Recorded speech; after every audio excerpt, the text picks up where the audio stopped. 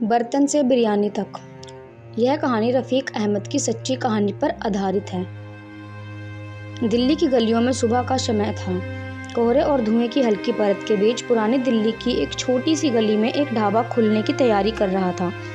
बर्तनों की आवाज़ें, गैस का चूल्हा, कटी सब्जियों की महक, हर रोज़ की तरह ज़िंदगी चल रही थी।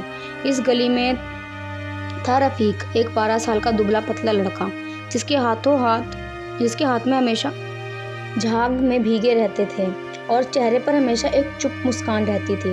रफ़ीक उस ढाबे के बर्तन धोने का काम करता था। वह स्कूल नहीं गया था, किताबें उसके नसीब में नहीं थी, लेकिन कुछ था जो उसे दूसरों से अलग बनाता था। खाना बनाने का जुनून। जब बाकी लोग काम खत्म करके घर चले जाते थे, तब रफ़ीक कोने में बैठकर बचे हुए खाने की खुशबू में डूबा रहता था। वह नज़रों में देखता कि कौन सा शेफ़ कैसे तड़का लगाता है, कौन सी डिश में कौन सा मसाला जाता है, कौन सी आंच पर क्या पकता है। रात में जब होटल बंद होता, तब वह फेंकी हुई सब्जियों, बासी रोटियों और बचे हुए मसालों को मिलाकर चुपचाप अपना खाना बनाता। कभी कभी अपने ही बनाए खाने की खुशबू उसे खुद चौंका देती थी। इतना अच्छा बना लिया, वो खुद सोचता था।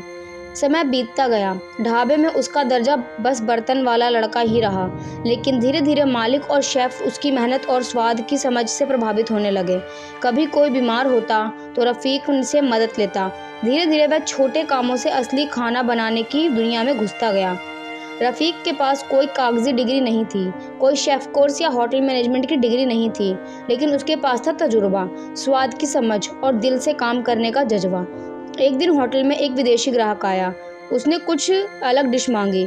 होटल के किसी शेफ को ठीक से समझ नहीं आई, लेकिन रफ़ीक ने चुपचाप उसकी पसंद और खान की आदत समझकर डिश तैयार की।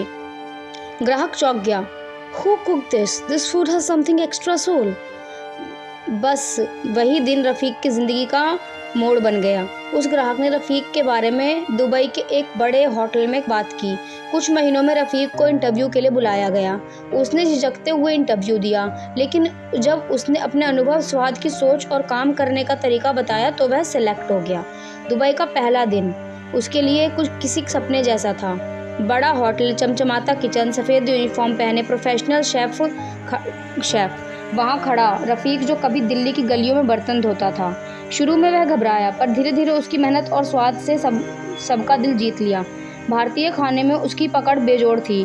2 साल के अंदर उसे प्रमोशन मिला और फिर कुछ ही समय में रफ़ीक अहमद उस 5 स्टार होटल का हेड शेफ बना दिया गया। अब वह रसोई नहीं, एक टीम चलाता है। दुनिया के VIP मेहमान उसके बनाए खाने की तारीफ करते हैं, लेकिन रफ़ीक नहीं बदला। वो आज भी कहता है, मैंने बर्तन धोते हुए स्वाद महसूस करना सीखा था। वो सिखाने वाला कोई इंस्टीट्यूट नहीं, ज़िंदगी थी।